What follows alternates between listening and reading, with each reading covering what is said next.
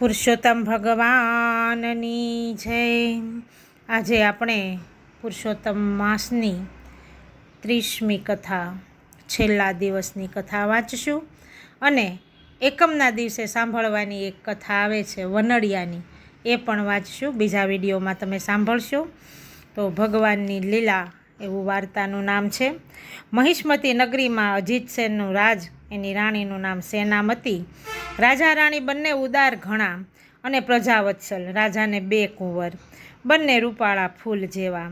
એકવાર બંને કુંવર એકસાથે માંદા પડ્યા તો એવા પડ્યા કે વૈદ હકીમોએ હાથ ધોઈ નાખ્યા। કોઈ દવા કામ કરતી નથી। બંને કુંવર બેભાન પડ્યા છે, નથી આંખ ઉઘાડતા કે નથી બોલતા। રાજા રાણીને ચિંતાનો પાર નથી, ખાવું ભાવતું નથી અને ઊંઘ આવતી નથી। એવામાં એકવાર કપિલ મુનિ પધાર્યા। રાજા રાણી ચિંતામાં હોવા છતાં મુનિનો ભાવથી આદર સત્કાર કર્યો। કપિલ મુનિ તો મહાજ્ઞાની હતા, તત્કાળ રાજાની ચિંતા જાણી ગયા અને પછી બોલ્યા કે હે રાજન, આ બંને કુંવરને બચાવવાનો એક જ ઉપાય છે। જે સ્ત્રીએ પૂર્ણ શ્રદ્ધાથી પવિત્ર પુરુષોત્તમ માસમાં ગંગા સ્નાન કર્યું હોય, આખો મહિનો ઉપવાસ કર્યા હોય, ગૌ સેવા કરી હોય, પૂર્ણપણે પતિવ્રતા ધર્મનું પાલન કર્યું હોય, એવી સ્ત્રી જો ગંગાજળની અંજલિ છાંટે ને તો બંને પુત્ર સાજા થાય અને બારણે આવેલો કાળ પુરુષોત્તમ પ્રભુના પ્રતાપે પાછો જાય।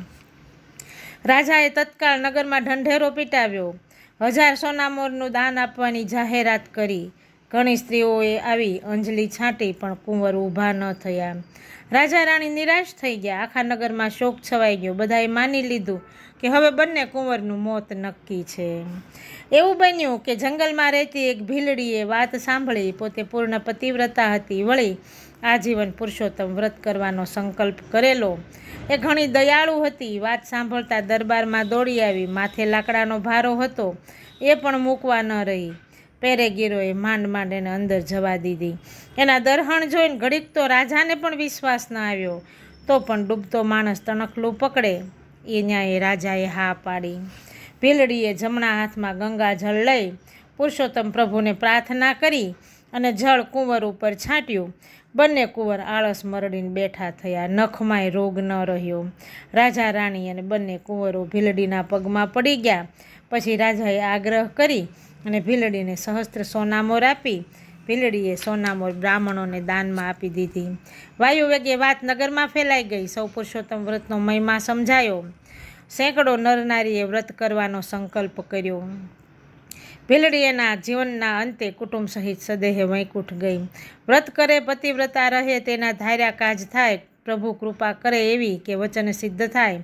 હે પૂર્ણ પુરુષોત્તમ પ્રભુ, તમે જેવા ભીલડીને ફળ્યા એવા સૌને ફળજો। બોલો પુરુષોત્તમ ભગવાનની જય।